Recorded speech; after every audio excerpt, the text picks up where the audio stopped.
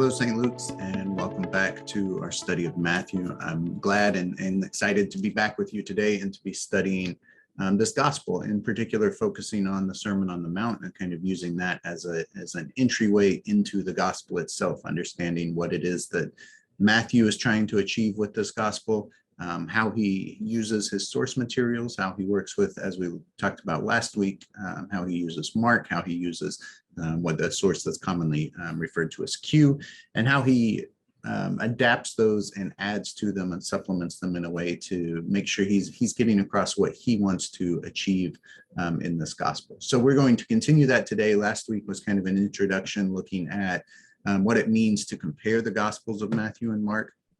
This week, we're going to be actually diving into the Sermon on the Mount. So to start with, we're going to do just the briefest of reviews from last week to look at what it was that we learned about the Gospel of Matthew and some of the differences that we've seen with Mark. Some of these are differences that apply with the Gospel of Luke as well as John. But since you all have studied Mark, and that's the primary gospel you've studied prior to this lesson, in this series of gospel studies, then we'll focus on the comparison between Mark and Matthew at this point. So what we discussed last week was that Matthew, in many ways, kind of footnotes or thickens the research that Mark does not have in his gospel. And so we said that one of the primary ways that is done is through Old Testament references. So Matthew goes through the Gospel of Mark and picks out places where Old Testament scripture foreshadows what is happening in Jesus's ministry in his life, or where it prophesies about what will happen, or where there's some type of fulfillment, or where there's some type of warning, any type of Old Testament reference or allusion that Matthew feels like supports the ministry of Jesus. Then those are often invoked in Matthew where they were not in Mark. So that's something that we need to be on the lookout for. These next two kind of go together. In fact, we could maybe reverse the order of them and talk about first Jesus as teacher. And so Jesus teaches throughout this gospel, that he is portrayed as a teacher, which it happens in Mark as well, that Mark tells us that Jesus teaches, but where Mark tells us that Jesus teaches, Matthew shows us that Jesus teaches, and Matthew actually shows us the content of what it is that Jesus teaches. So we get glimpses of what are the discourses, or have been called the sermons, in Matthew's gospel. And that is where, in fact, we find ourselves. The Sermon on the Mount is, we could just as easily call it the teachings on the Mount.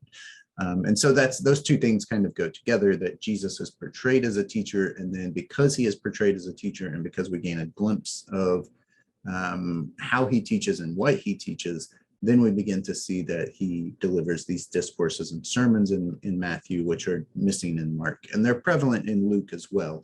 But they appear differently in Luke. They certainly aren't as lengthy, or the Sermon on the Mount is not as lengthy as some of the pieces that we find in Luke.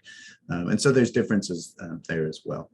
And then the last one we just commented on, that it's a little bit more hypothetical, that we can maybe think of the gospel writer himself, Matthew, as he's commonly called. We could think of this gospel writer himself as some sort of teacher, both in that he is teaching the church through writing this gospel and through depicting Jesus in this particular way, but then also that it's likely, given some of the clues in the text as far as depicting Jesus as a teacher being a very obvious one, but the regard that he has for the teaching of the law, the regard that he has for those who do teach, for the scribes, that it seems that that's likely that he himself was a teacher as well. So that's something that we're going to keep in mind as we go through also. And then we also have a few key questions that we said we're going to keep in mind as we go through this. These questions are we're not going to always answer them explicitly, but they should be in our minds at all time, kind of thinking about how it is that Matthew's working through this gospel. So the first question we ask is, how does Jesus teach? Within the narrative that we're reading, how is Jesus appearing as a teacher? And then also, what does he teach as well? What does the church learn? Ultimately, we have to keep in mind that Matthew's goal was not to strictly write a historical account of what happened in Jesus's life, but for it to be edifying to the church and for it to build up the church and teach the church. So as Jesus is teaching to the crowds, he is also through Matthew's idea and lens, he's also teaching the church who are reading this gospel. So what does the church learn from this passage as well? How does it relate to the Old Testament? As we said, Old Testament references are frequently employed by Matthew, so we want to keep in mind how those appear. And then lastly, what is the call to action? We talked about last week that many times in Matthew's gospel, we will see that particular moments of teaching are also accompanied by particular moments of calls to action.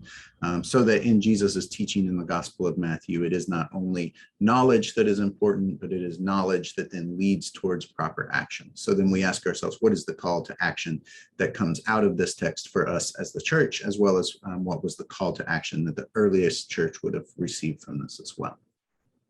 So we're going to look at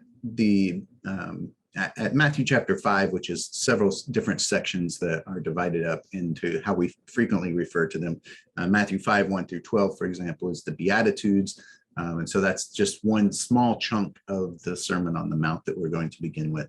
I have to say at the outset that this is after you watch this class, you can easily come away from this saying this is one of the most meager and thin treatments of the Beatitudes or Matthew chapter 5 that you could possibly receive. There's so much material in this chapter that the entire series, their entire 6-week series, could be spent just on working through these verses. We could spend an entire class period on working through one of these verses. Matthew chapter 5, verse 3, blessed are the poor in spirit, for theirs is the kingdom of heaven. We could spend weeks on that. So we're not going to be able to treat the text each verse at a time. We're not going to be able to even treat the whole text within this class period. So the goal instead is to kind of take a few representative verses that we can take from different parts and to say, look at how Matthew is using this, look at how Jesus is teaching in this particular example. And then if we take these principles that we learned from this particular verse and we apply those, or you apply those same principles in your own reading of the text throughout the week, then we can kind of cover this whole chapter, even though in this short lecture we'll only cover a very narrow portion of it. But the one part that we are going to read in length is Matthew chapter 5, 1 through 12, the Beatitudes, because I think it sets the frame for what comes after. And it's also very familiar to us, but it will also help us to kind of gauge the principles that we can extract from this collective teaching of kind of short sayings that we get from Jesus. So I'm going to begin by just reading Matthew chapter 5. This comes from the New Living Translation. And then after I read through these, I want us to just pause and kind of take out a few principles that we can learn from this.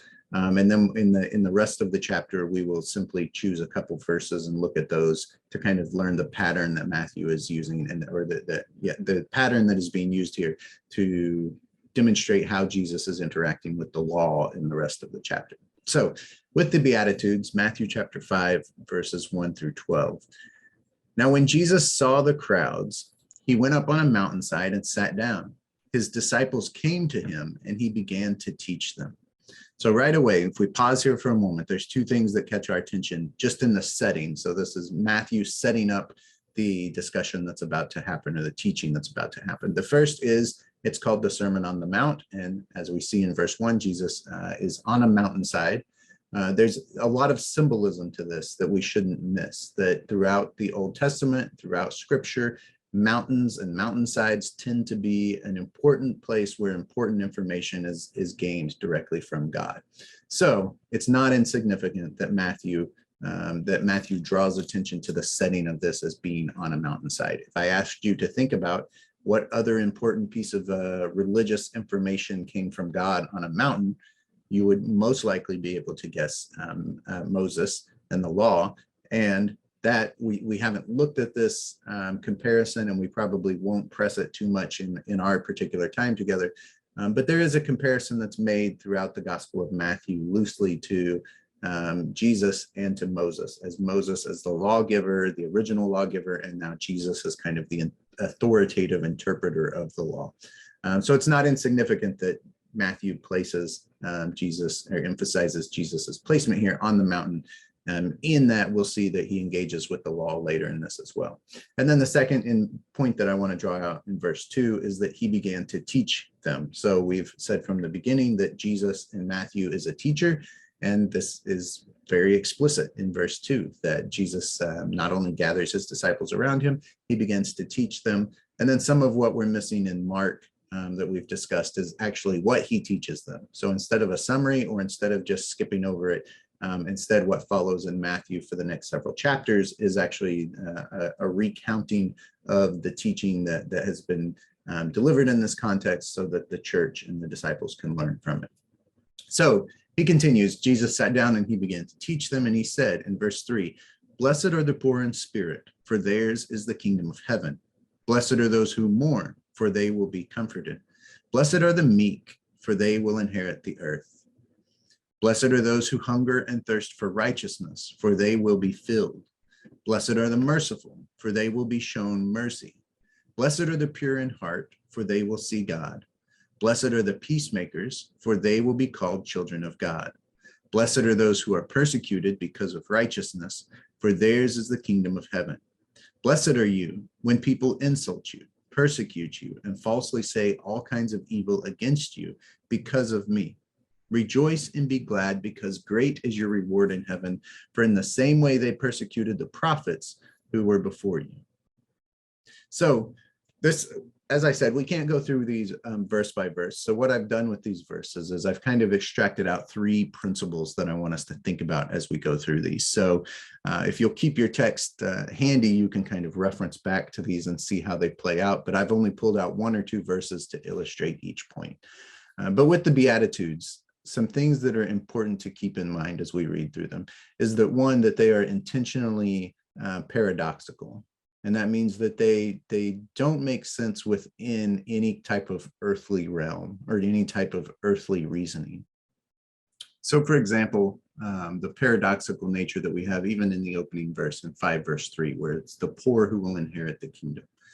The poor in the ancient world, or in our world today for that matter, are not those who we would think of as inheriting, right? We would assume that if we're talking about somebody being in poor economic status, not only themselves, but their family in general, it's not likely that they're going to be inheriting much. So even the fact that the poor are inheriting is already a paradox built into the teachings here. But then what will the poor inherit? The poor will inherit the kingdom. That becomes even more difficult and more paradoxical in that by no worldly reasoning and logic would there be a situation where you could assume that the poor become some type of ruling class or some type of authoritative class that now inherit the kingdom and have some type of possession of the kingdom. So the Beatitudes intentionally build in a paradox to illustrate that the logic of the world no longer fits the teachings of Christ, and that the things that Christ is teaching no longer makes sense to any type of earthly logic. And so that's going to play in as well as we transition into the following verses that look at the law and how Jesus reinterprets the law or interprets the law in the twist that he puts on reading those as well. So keep in mind that the paradoxical nature of the Beatitudes is intentional, and it's intentional to show how the teachings of Jesus and those who live in accordance with the teachings of Jesus will not be able to conform to the logic of this world. A point that comes up in several of the Beatitudes also is that those who deserve ultimately become those who have. So those who deserve something and in this world deserve something ultimately become the people who in the next world, in the next kingdom, have these things. So for example, blessed are the merciful, for they will be shown mercy, as an example here of those who deserve mercy are eventually shown mercy. And in this case, the deserving of mercy or the showing of mercy is paired together to demonstrate that mercy is granted to them then in the end. And the same going back to 5:3 as well, those who deserve, if we talk about the poor becoming and inheriting, then we get this same kind of fulfillment idea that comes in. And we also see this in the idea of those who hunger and thirst for righteousness, because they will be filled. And so we have all this idea throughout that those who are kind of lacking by earthly standards appear to be lacking something here, or who act in accordance with a principle here on earth, in the next kingdom will actually become those things, or actually have those things provided to them. So that goes along with our paradoxical nature, except now we see this kind of fulfillment to it, that those who didn't, those who are the have-nots, have now become the haves in the kingdom. And it's not the haves of those who are poor now become super wealthy, but it's those who are poor are now blessed in a certain way. And that leads into our final point that we see here as well, is that in Matthew, the teachings, some of these teachings in the Sermon on the Mount overlap with teachings that we find in the Gospel of Luke. We talked about last week that we would refer to those as the source Q, and that's material that's shared between Luke and Matthew. And so Matthew spiritualizes some of these more than Luke does. And so, for example, we have the opening line, 5:3 again, blessed are the poor, but not just blessed are the poor, which Luke uses in 6:21 or in 6:20, but blessed are the poor in spirit. So Matthew appears to, we might say, kind of temper some of this to be less about the physicality and less about wealth and more about whether you're poor in spirit.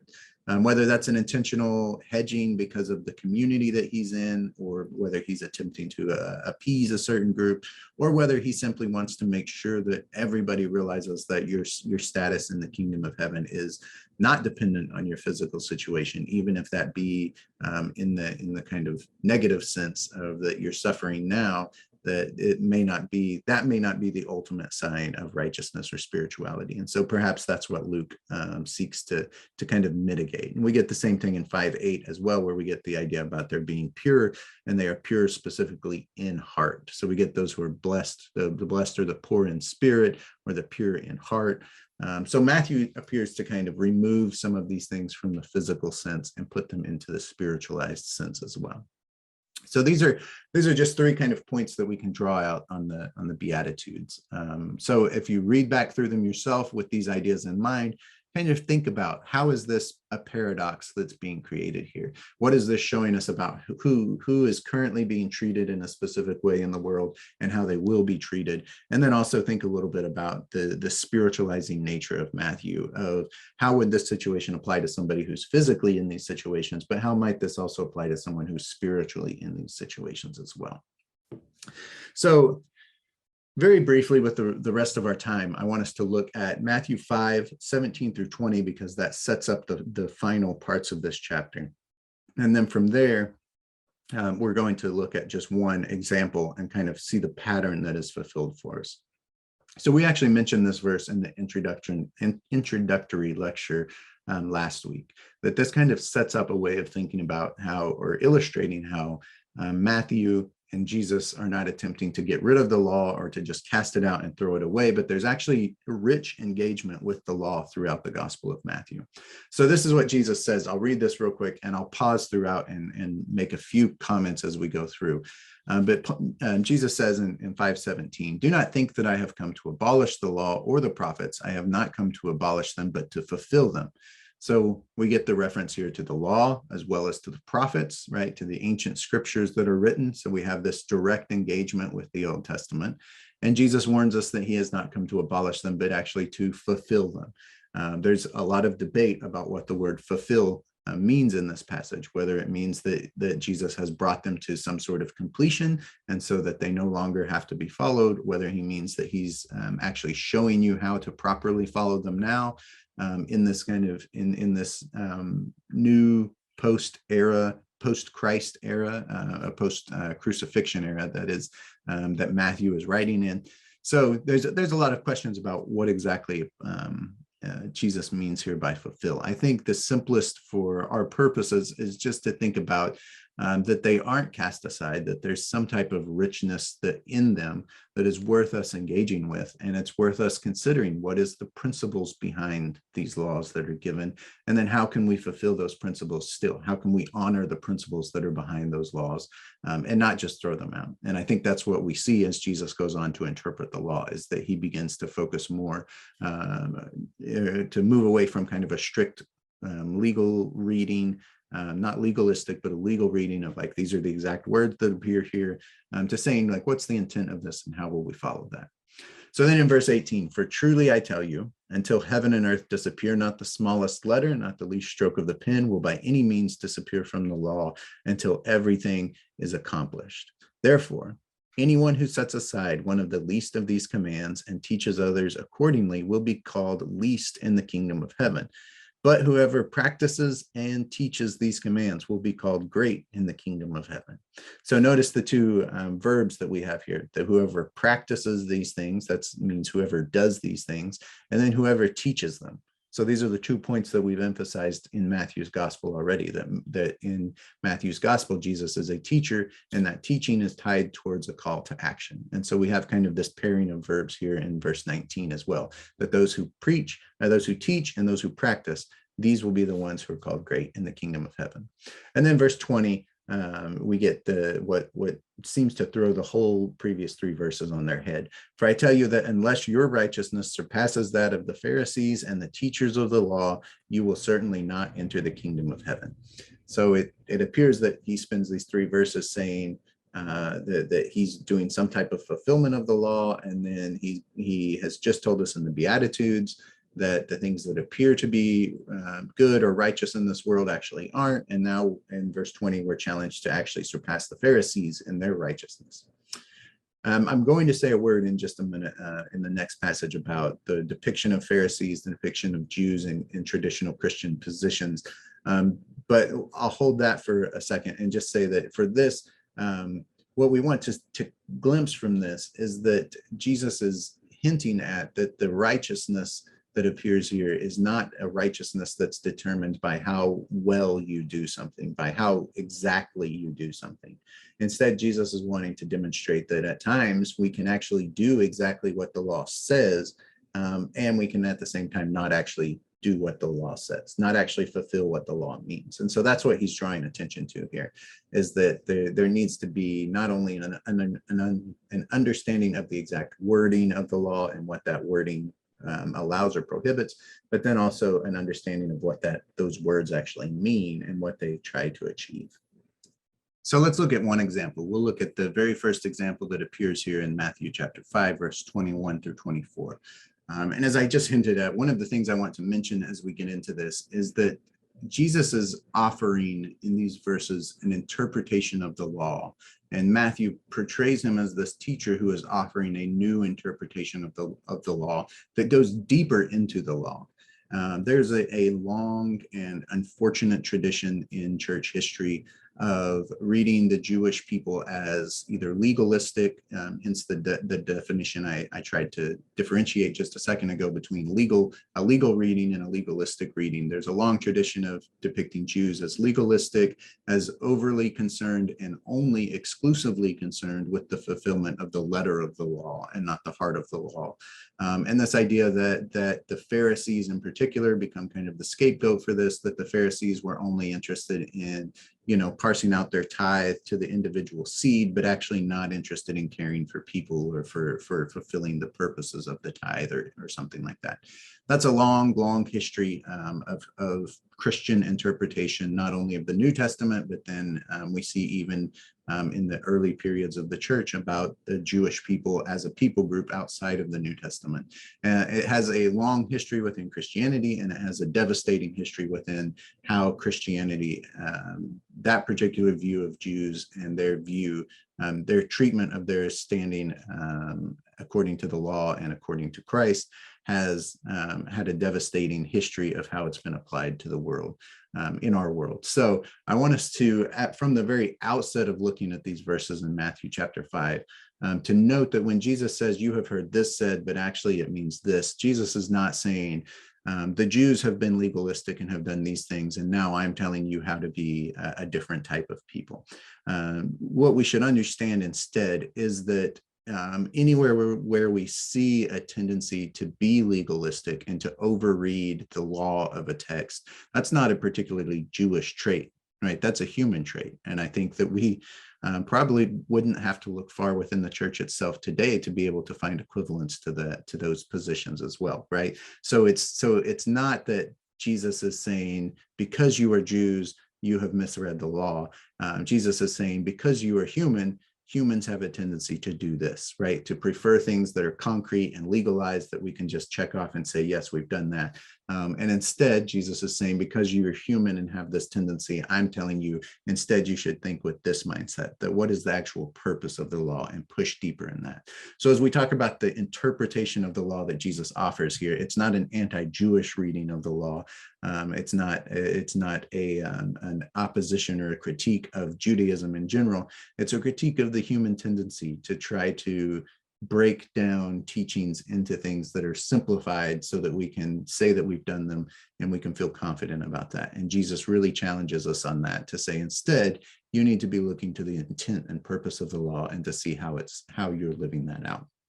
So let's look at this as we go through. We'll read this and we'll just I'll pause it at a few points just to draw our attention to a few ideas as we go through, and then you'll have to apply these on your own reading to the following verses, because there's several other chunks that go along with this that offer interpretations of the law that you'll have to work through. So Matthew chapter 5, verse 21. You have heard that it was said to the people long ago, you shall not murder, and anyone who murders will be subject to judgment. So we have here this formula that is repeated in most of the following examples.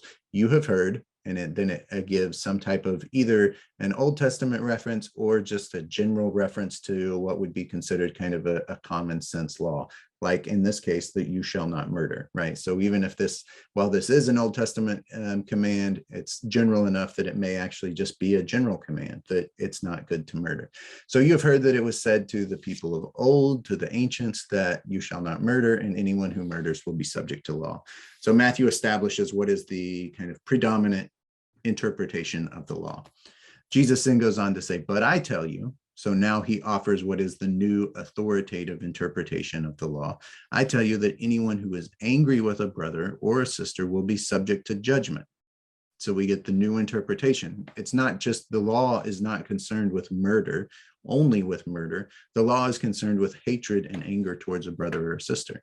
And so Jesus says that if you're angry with a brother or sister, then you're also subject to judgment, subject to the same judgment as somebody who has committed murder. And then he goes on to give several examples of these. A practical example from the human side of things. Again, anyone who says to a brother or a sister, Raka, that means fool, is answerable to the court. So we get kind of a human domain of justice that's delivered. And then we get anyone who says to you, you fool, will be in danger of the fire of hell. So we get a eternal type of or otherworldly justice that goes along with this. So those are the kind of parallel that we follow as we go throughout this. And then we get in verse 23, therefore, if you are offering your gift at the altar, and therefore remember that your brother or sister has something against you.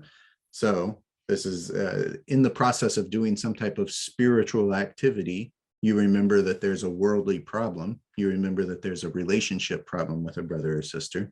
Then you leave your gift there at the front of the altar. You first go, be reconciled with them, then come and offer your gift. So we pick up on some of the hints of the same ideas that we saw in the Beatitudes, of how things are measured by a worldly standard, and then they're not as they appear if they're measured by a heavenly standard. And I think the closing of this really brings that into focus for us as well, is that the worldly, the standing in the world and our standing spiritually interact with each other. So that if we don't have a right relationship with our brother or sister who is near to us, then we can't have the right relationship with God.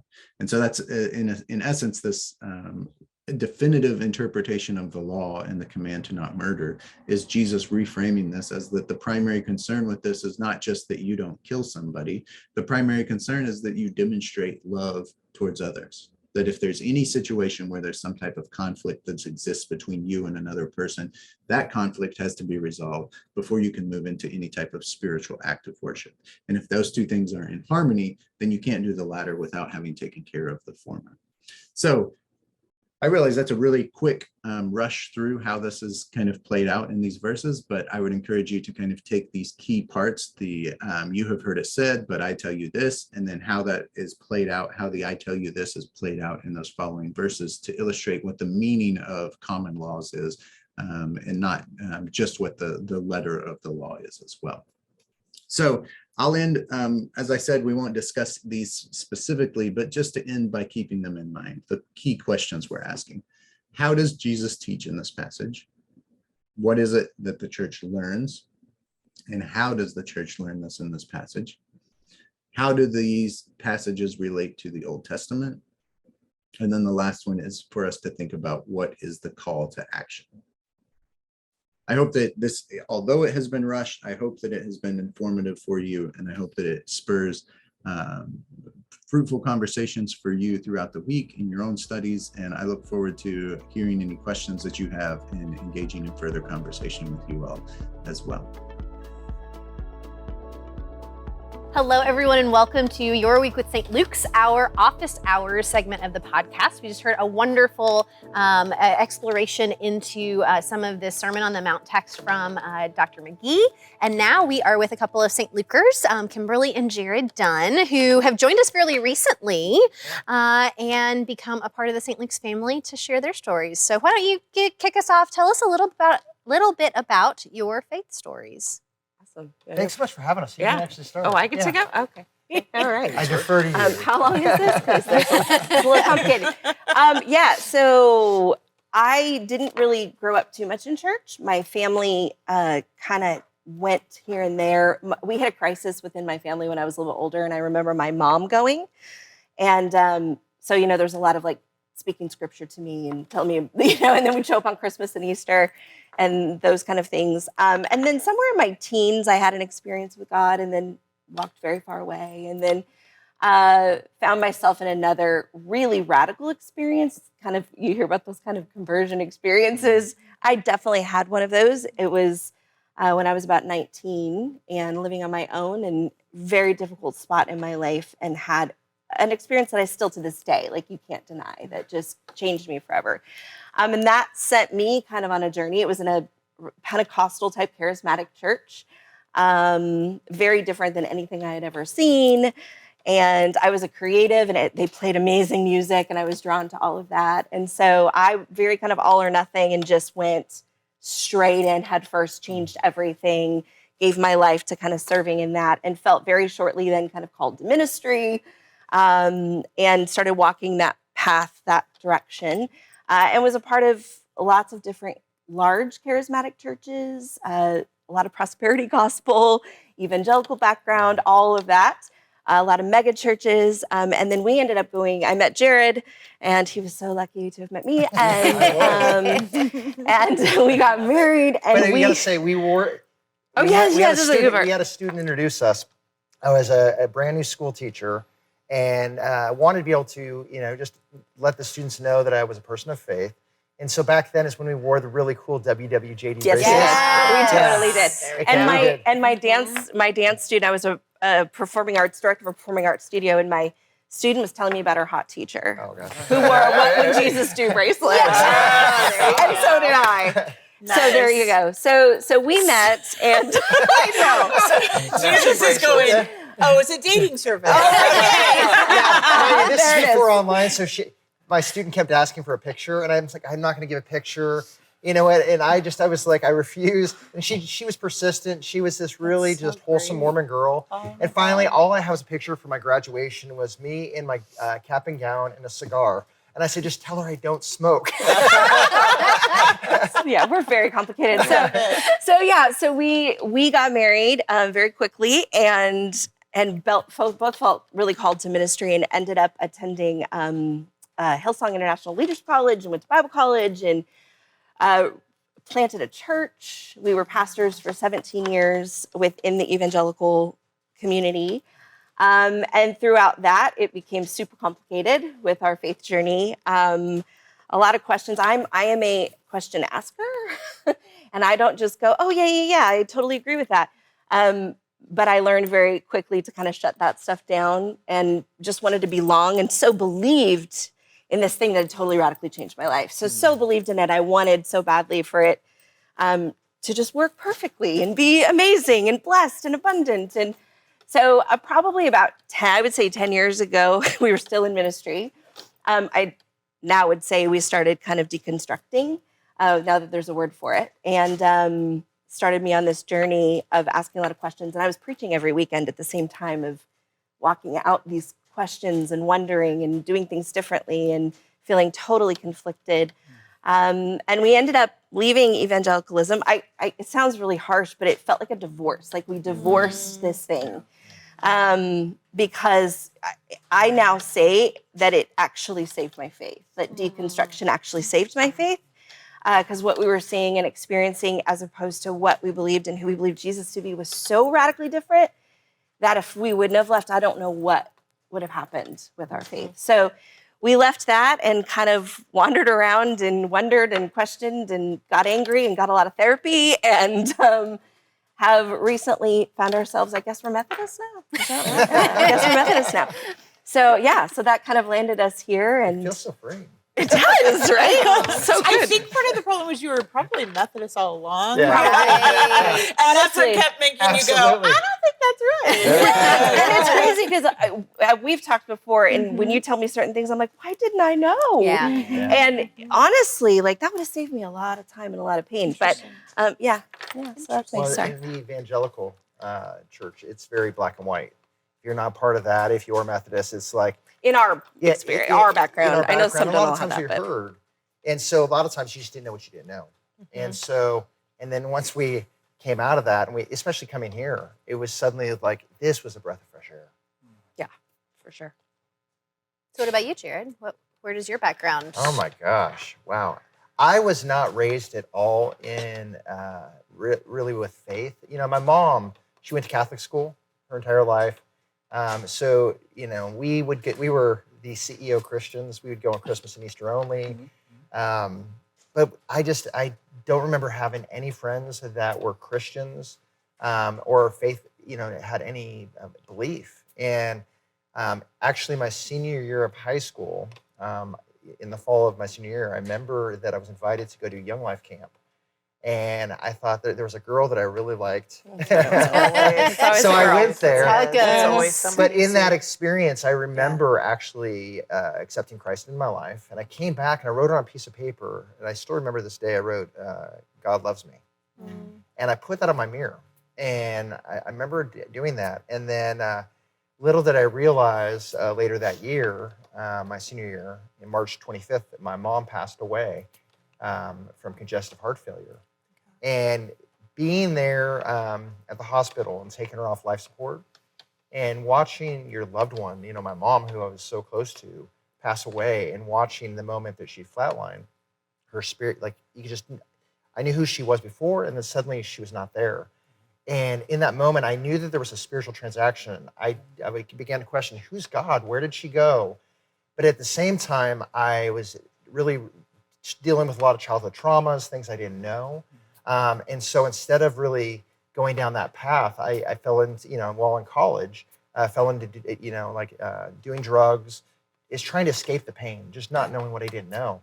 And then literally my senior year of college, I had a life-changing experience with God. You know, I was going to school to become a school teacher. I knew it was probably not a good thing to actually be doing drugs if I was going to be a school teacher. You know. And so I was reconciling that. Right. And so I started really making decisions in my life to really, you know, want to get better. And then my senior year, I had a family member say, you should go on this youth group, you know, out to California. They're doing admissions.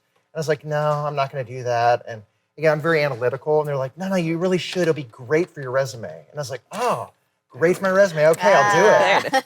And little did I know, we ended up going out to, it was in Los Angeles, and again, my senior year of college, and we were serving at this church that had been ravaged by an El Nino flood, and all the students just started singing that old song, that song, Awesome God, and they started singing that, and I had never heard it, and in that moment, truly had an encounter with the Spirit of God, and in a way that I didn't know could be possible. It literally brought me to my face, uncontrollably weeping. Not only did I accept Christ in that point, I truly, at that moment, realized the Spirit of God, truly I felt like, as some people call being filled with the Spirit. It was a transaction that I couldn't deny. It's like I knew who I was before. It was like I was blind, and then I could see. Wow. I was deaf, and I could hear. And I knew from there, everything was going to be different. And sure enough, that drive home, I knew I was going to have to lay down relationships that were toxic. I knew that I was going to have to make some decisions, even with family members.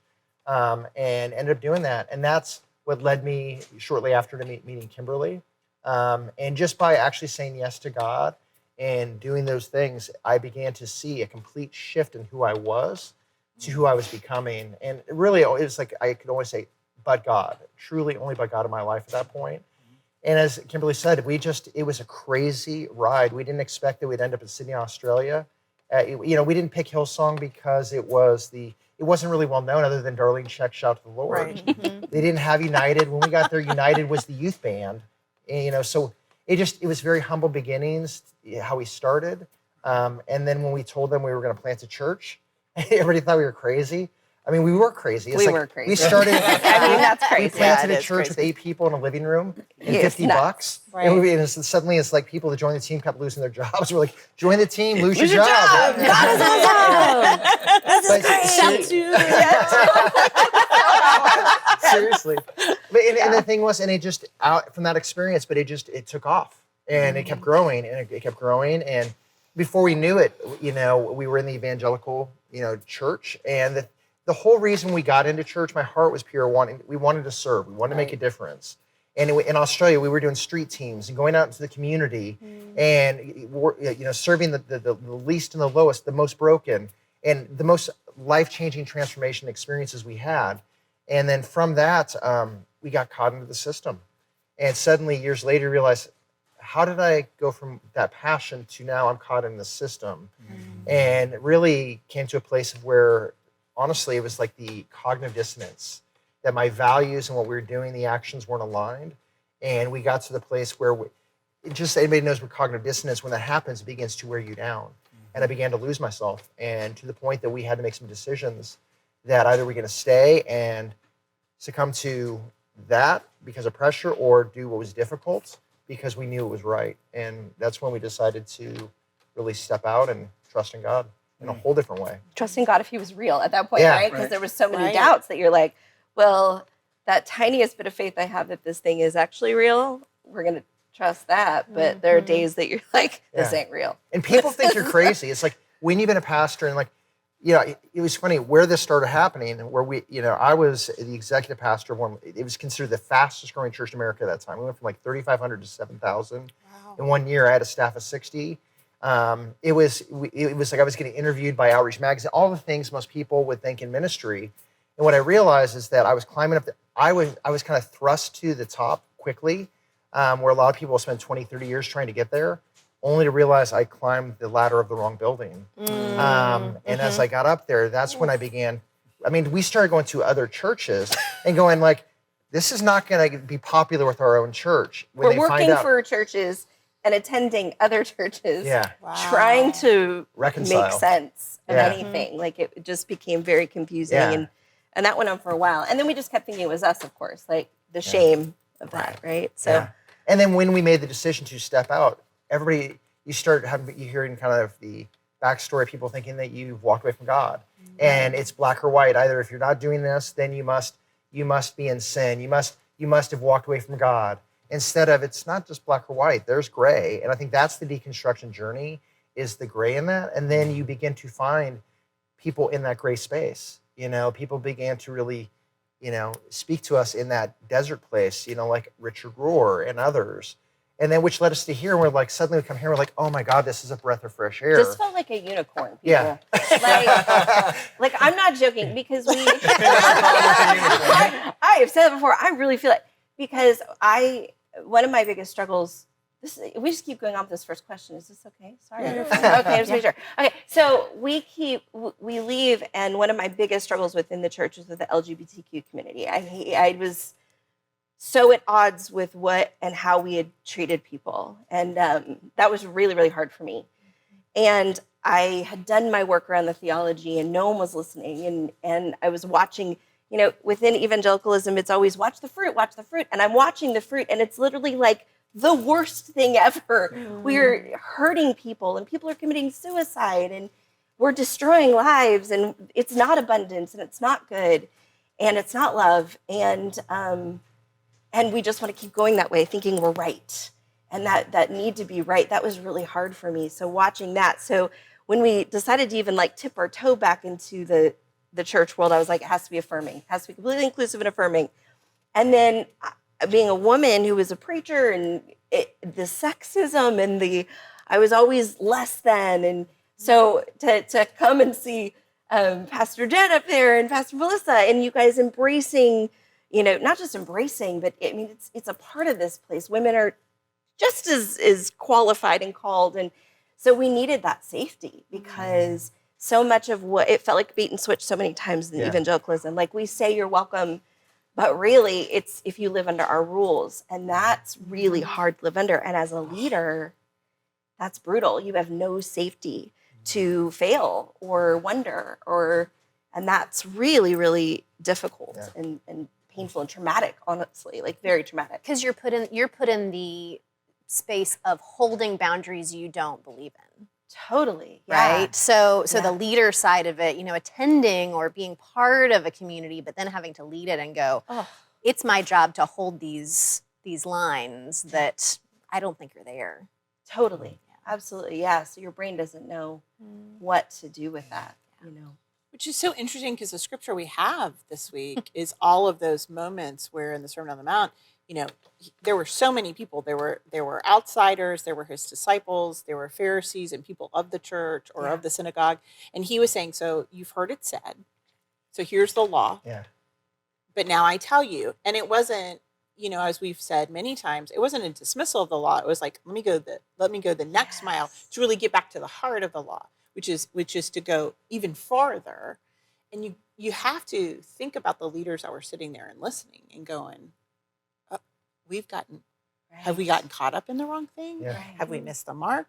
Are we wrong? I mean, in many ways, I wonder how many Sadducees and Pharisees were deconstructing in that moment too. I mean, is that why Nicodemus came in the middle of the night to go, oh my gosh, I've heard all this now, I don't know what to do. Yeah. It's so fascinating because I feel you in that moment listening to Jesus and being caught listening to the Sermon on the Mount and feeling that cognitive dissonance, which people who were listening had to have thought about. I mean, he talks about murder and adultery and divorce and solemn pledges and retaliation and then ends with love. And they must have had such cognitive dissonance of going, whoa, what is this guy? This guy's so radical. Yeah. Right. What do you do with that? Yeah. So did you ever find yourselves in the midst of your journey almost being afraid of deconstructing too much because there might be nothing left? Yeah. Yeah. Terrifying. Yeah. Because within it as well, in the construct of what we were in, I'm sure not all of evangelicalism is in this, but what we experienced, it's always a slippery slope. You're always warned about the slippery slope, right? And you learn very quickly, especially as a leader, when you raise your hand and ask, why do we do that? Or what about this? And there's a cost to that. When you watch the people who have questioned and many times questioned too much, the cost they paid, it's terrifying. And, when you start messing with salvation and hell, whoa, hey, that's like my friend recently who's in the middle of deconstruction said, I'm looking at hell right now, and I'm like, that is the pull of the piñata that everything just begins to. So just know that when you mess with that, and so there's so much fear. There's so much fear in what we were indoctrinated in, right? It's always fear. So yeah, you're scared you're never going to come back. Which is so ironic because, Jared, your story started with, I put on my mirror, God loves me. Yeah. Yes. So you start with this love. Yeah. And then you get so far from that. No, and that what's interesting is I remember when we started going through the deconstruction, God in his grace brought me back to that moment of putting that on my mirror. Amen. And I thought to myself, how have I gotten so far? And you realize it's like you jump in the river and suddenly you end miles and miles downstream and the currents are so strong. It's like there's no trying to go back. You're just trying to get to the side to get out of the current. But I knew God loved me. And and even to the point, it's like in church we've made it so black and white. It's like do this, don't do that, the commandments. And we talk about these things, but then as Jesus said, he said, I give you these 2 commandments, which are all based on love. And what we realized in the church is we would sit in staff meetings And Kimberlee would raise her hand and go, I got a question. What about those who are struggling with homosexuality or don't feel safe in here because they're homosexuals? Or what about, being on the platform and she was, part of her background, she grew up in Hollywood before ever being a faith believer. So one of her best friends that she was roommates with was homosexual. And so what the church was telling me and my experience as well with real human beings, was so, you can't tell me it's this because I know differently. But we've been thrust into this world, and again, with the right heart, like we wanted to serve. We were going to the community. We even as lead pastor, we started the Adopt a Block. But then suddenly it's like the church grows and you get caught in the system and it just happens and you lose sight of what got you there in the first place, your first love. Of making a profound difference in the lives of people. And that's where when we hit kind of that wall, and like I said, you have what all the, most people in ministry in the world wants, like we're growing, we want to be part of something big. Like we bought this, we did a building that was an $80 million project. It was 500,000 square feet in space. Oh, sweet Jesus. No. It was, you can understand this. Like, so the pressure is like when you have this pressure, and we're dealing with this, and again, I was burning out, and then I got pneumonia, and I got walking pneumonia, and we had a newborn, and Kimberlee's going through this. And it just felt like all systems shut down. Yeah. But we didn't know how to deal with this. And too, like, as a leader within it, there's a great cost, right? People are like, why don't you just walk away? Well, it's not that easy. You lose your job. And you lose all your relationships. Right. You know what's going to be said about you. Yeah. You're going to be called bitter. You're going to be labeled things. And we learned we kept leaving churches. I think thinking that the next leader would be the answer when we found the system was the problem, right? Yeah. And so once we realized that, it was easier, but it cost us everything. Yeah.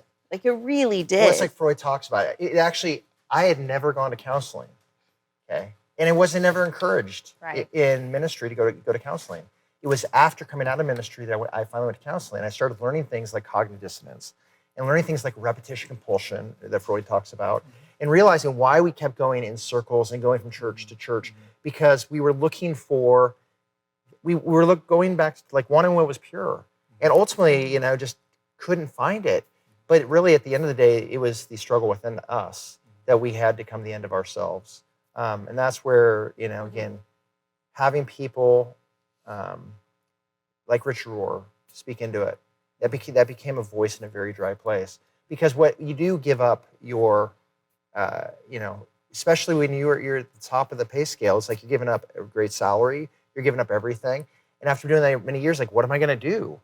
Our resumes are not. We literally said, what do we do with that? Trust me, us Methodists are thinking the same thing. We're like, what do I put? I don't know. Yeah, I'm like, especially, I'm not getting any younger. Like, I just turned 50. It's right. Like, nobody wants to hire us. Motivational speakers.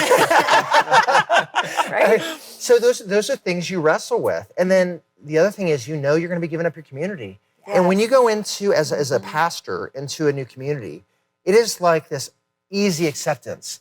People want to be your friends. People want to have you over. So it's like automatic acceptance. Right. But once you leave the church, suddenly it's not like that. So we had to learn how to create new relationships in healthy ways that we never had to do over the past 20 years. So that was kind of, again, all these things were learning lessons for us. Like, we actually have to learn what it means to make friends naturally. Seek it out. How do you make friends as an adult? Because I'm not really sure. Hard stuff. Well, that kind of was my question, was how have you navigated the fact that sometimes deconstruction can place distance between yourself and all of these people you've cultivated relationships with? Yeah. I don't know if we've navigated it all the time. It's very difficult because you have very differing opinions. And what a lot of people, I think, don't recognize is by the time you're kind of like outing yourself as deconstructing, you've been doing it for a long time. Right. So these aren't like new ideas, you know? So then they're like, but have you thought about this? And what about this? And they come at you. What we haven't cultivated, I think, well, is conversation and people being open to just listening and hearing. Yes. That I wish we had more of. And what you would find is people quote more scripture at me. And I'm like, I preach those scriptures. Like, yeah, I know. So it did create a distance. And what you were just looking for is someone to hold that for you and have space for you, to wonder and to hold your pain. Yeah. We went through a lot of pain. Like even sitting in, I have to deal with my stuff with authorities in the church still. Coming here today, sitting here, they're not the pastors from the past. They're not what you've gone through before. That's pain. Like that's triggers. That's real trauma for me. Navigating that and holding space for that and accepting that. And even if you don't agree with me, hear me, listen to me. So it's been really hard to find those places. What's fascinating, and this just has to be a God thing, but is that all the people who do deconstruct, even if we hadn't talked to them a long time, they somehow find their way to us. Yeah. So then some of our community forming there. which is, and they're asking questions, and we've become those safe spaces, which is really cool. But it's really hard. It's tricky, to learn what to say and what not to say, and where your safety is. Well, I'll say one of my learnings too, being in ministry in a paid ministry position, I was dealing with all the whiny Christian, especially on my staff. Not that there's any of that here, right? But it was the... Jen's just going to drink her tea. But here in my role, my job was to deal with a lot of those things with a large staff. And I got to the place where I longed for the connection for those who did not know God. Because I think part of that was my wrestling, like, I want to know God more. And I want to kind of separate from the system. So I remember praying prayers like, God, if you just give me the opportunity to get outside of the church walls. And really, as you know, the term ministry means to meet the needs of another. And many times we make it as a position or an authority, as a pastor. And so I had longed just to do authentic, pure ministry. And so even, when I talked about what do you do afterwards, I burnt out. I went through an existential crisis. I hit my bottom to the point I was in therapy. I went to a thing in Arizona called a Survivor's Workshop, which is all about understanding traumas from childhood. Like I began to dive deep into... Our marriage was on the brink. I mean, we unraveled all of it. Like it was a lot. Honestly, I think it's amazing you're both married, that you went on this journey together. Yeah. Because so often in my conversations, it's one partner or the other. Yeah. And there is not just the community relationship you are putting on the line, you're putting your marriage on the line because one person is in one place. So it's beautiful to me to see both of you having been able to go on that journey together, which I'm sure it has not always been, roses and butterflies, but that you did. Yeah, and she started earlier. Like here, I'm working in this massive church, and she's going through this, and so I'm watching her go through this, and I'm just like, no, nothing to see here. I got to deal with this, and so watching her go through that, it was forcing me to have to address some issues that I just kind of wanted to push, but it's like a beach ball in the water. It just kept popping up.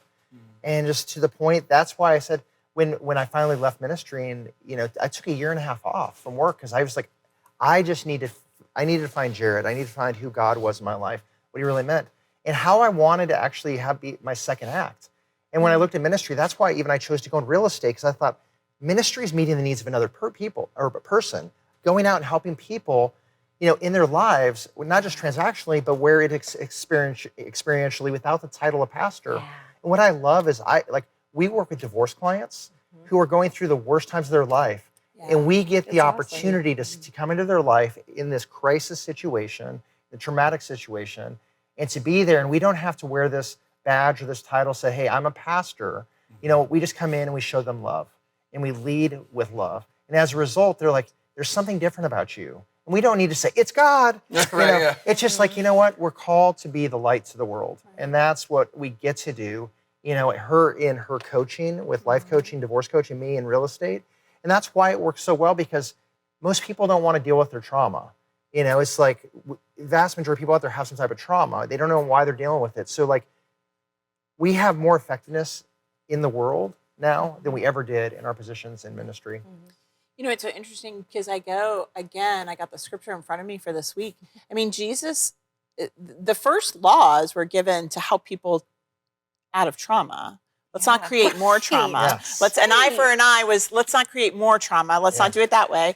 And then he was doing the same thing. He was like, no, we're still creating trauma. Let's go to the heart of it. And it's so interesting because as you said that, Jared, the last part, 48, therefore, just as your heavenly Father is complete in showing love to everyone, so also you must be complete. Period. End of discussion. Because people have gone through trauma, and the only thing that heals trauma is love. Yes. Complete love. And the problem with it, after coming outside the church and doing our work, like I said, I went to this place in Arizona where it was all about understanding, becoming trauma informed, and learning the modalities of experiential healing and counseling and things like that, not just cognitive therapies. And going from that, I realized we have this thing like the church as a whole is so not trauma informed. So we just tell people, well, you need to believe more. You just need to come to church more. You need to serve more. Show up more. It's about more instead of actually about showing them the love and actually us getting into the hard places with them and doing what's necessary. Because it's just like we have blinders on. We're so concerned about building our churches instead of, is loving the one person at a time. And if we just became more trauma informed, I think that we would be so much more effective in our ministries. Because trauma informed is not only about recognizing others have trauma, but it's recognizing your own. Oh yeah. And it's so often it's like, well, if I'm trauma informed, I just, sort of let people do their thing because they might have. No, it's also me. Oh yeah.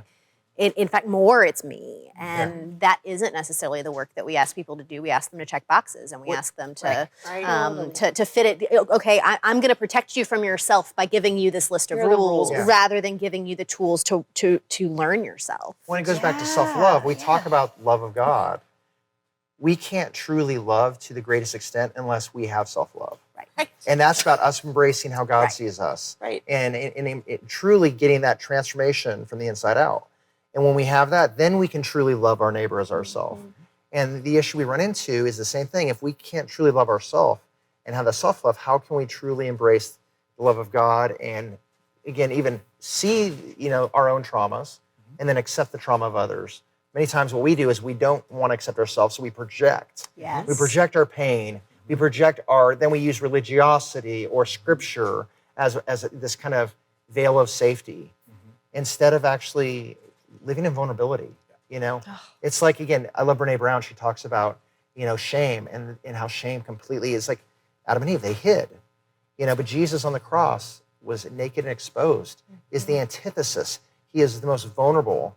He made himself. So I think it's a beautiful picture of in our vulnerability, we can have our greatest strengths. And many times most people don't want to be vulnerable. That was not the message we... Right. Definitely. Yeah. I mean, I have unashamed on my arm because I've been fighting to be unashamed, because there is so much shame. I remember having I had never totally fully understood, I think, unconditional love. You hear about it. You hear about the love of God. But I had a spiritual director in my life he was the first person who had no skin in the game with me. I didn't know what it was to have a leader and someone who just loved me and didn't need something from me. It wasn't performative. There was not transaction. And I remember the first time I took a really vulnerable, horrific thing to him. And he stopped what he was doing and he wept with me. And I had never had anyone do that with me. In fact, if I would have brought that same thing in the church many times, it would have been met with, well, what did you do to invite this? Or where's the enemy in this? Or how did you let Satan in? Or what is your part? Or those things. Or how can we fix this, right? And he just wept with me. And it is a transformational moment in my life because I felt that love from another human for the first time, someone who just loved me for me. And it was such a picture of what I believe God is. Like God is, I remember Rob Bell, who is a slippery slope, right? He's a slippery slope. There you go. Farewell, There it is, Richard Brewer, Rob Bell. I do all the slippery slopes. Said, what if God is better and greater than you ever thought he was? And that has stuck with me because he is. Yeah. It's so funny because you mentioned Adam and Eve, right? And then you jump to Jesus. Yeah. But I'm like, but in the Adam and Eve story, God goes, hey, who told you were naked? Exactly. I mean, God started that. Yes. Let me give you clothes. Let me take care of you. Let me weep with you. Let me tell you it's I'll okay. sit with you where you are. You know, but we leave out that God Yeah. in order to jump to Jesus, which I'm all good with jumping to Jesus too, but it's the same God that was in the beginning going, no, you're okay you're just as you are. okay. You're good. Yeah. Isn't it funny how we And it only took a couple thousand years for Brene Brown to bring that to the forefront. I know. I was like, what? Yeah. I know, right? It's not revolutionary, right? People don't like vulnerability, and transparency. And that vulnerability, I'm telling you, especially ministry, you know this. They always say, and I heard this in Bible college, the higher up you go, the lonelier it gets. Yeah. And I was like, but it won't have to be that way, not with me. And then it happens. And then you take hits. And then you have people that are closest to you come against you. And you understand truly like the journey of Jesus and those who betrayed him. And the people that you completely had in your homes. And the people that you walked side by side with, that you did life with your kids, and they betray you. And you sit there, and like we, at one point after, we literally going to walk away from ministry earlier on, so we were so betrayed. And we had some friends who were pastors say to us, you have every right to quit, but let's talk about if you don't. And secondly, if anybody understands betrayal, it's Jesus. And for the first time, I truly understood betrayal at a deeper way. And here, in watching, you know, we step back in, it was like, we felt like we were kind of that hitting our head against the wall.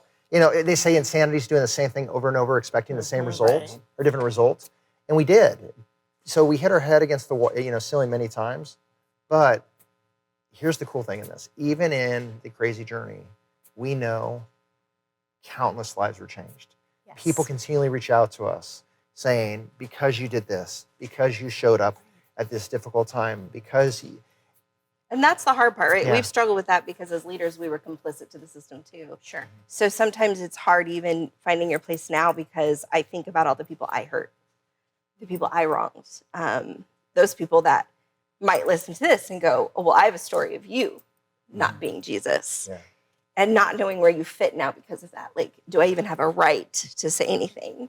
Because I hurt people and I was part of that. And that's hard. That's really hard to deal with, you know, and I guess you know better, you do better, right? That's what I'm trying to, and grace and all that. But so it's difficult. It's really difficult.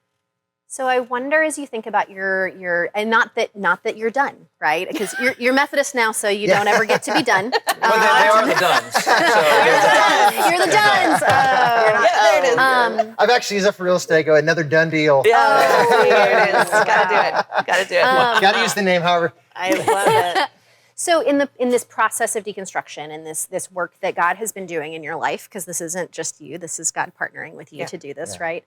What has been the hardest piece to let go of, and what has that made room for you to gain as a result of letting it go? That's a great question.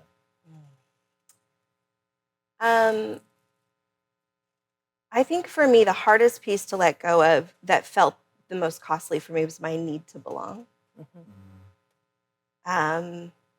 Losing community and I have so many, it's so hard because you hold both. You hold these beautiful memories and these really big traumas in the same place.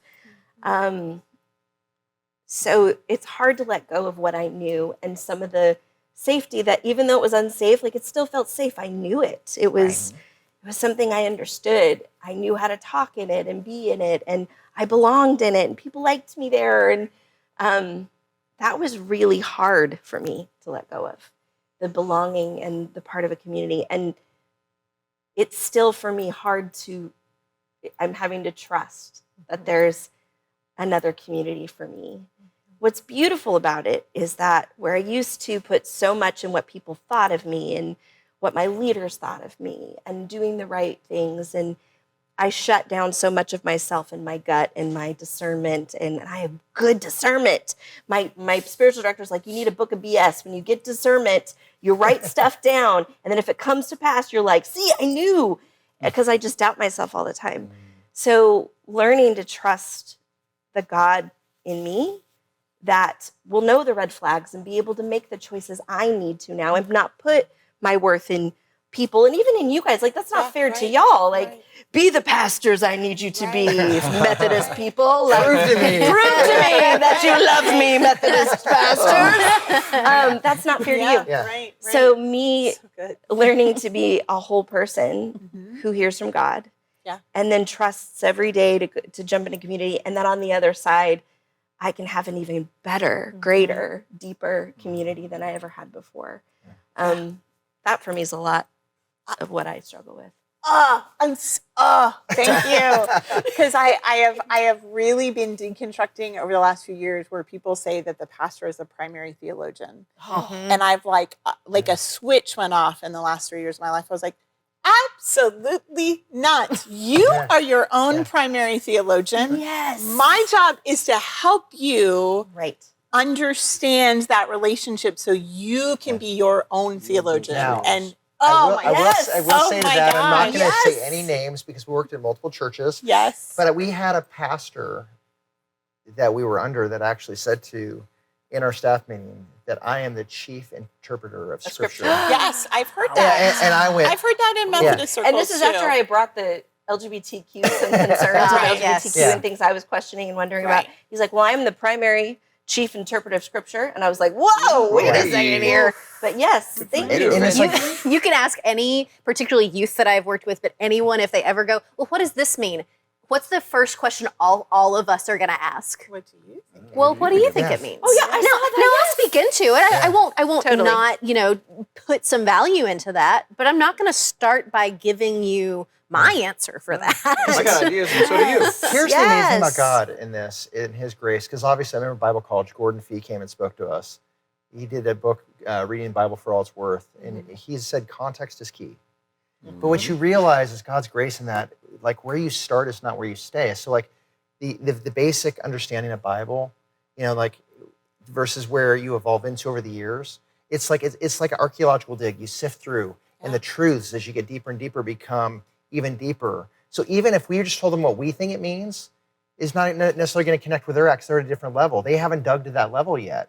So that's you asking that question, like you tell me, and letting them to try to find what that context means to them, because that context in that season might look different in a different one. But and what I realized with Kimberlee and myself when we were in Australia, again, the right heart. We went across the world to go after God, and there was this opportunity we had that was given to us to go through this training called Search for Significance.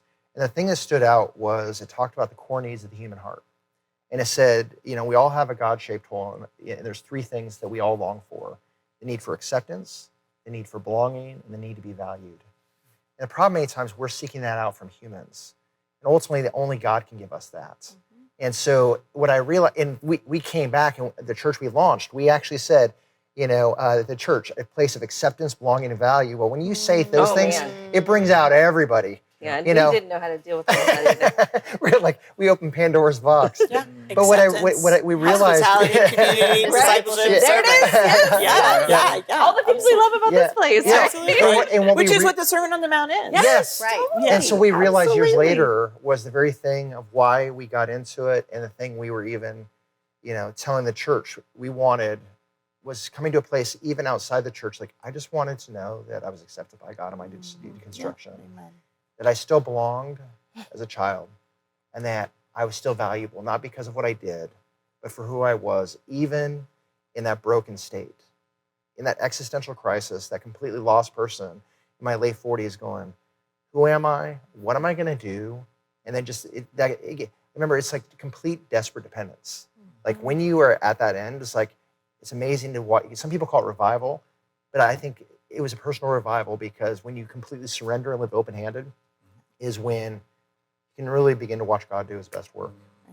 And those three things are things we would say is the starting point. Yeah. That you've already got all of those from God. Yeah. You don't have to do anything. You don't have to say anything. Yeah. You don't have to ask for anything. You don't have to have any experience. That acceptance, belonging, and value for God, done, handled. Yeah. Now what? Yeah. Right.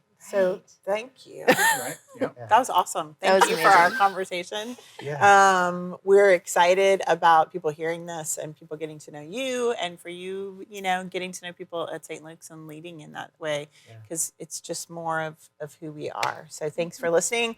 All of you, we thank you for listening to the podcast today, and we will see you Sunday in worship.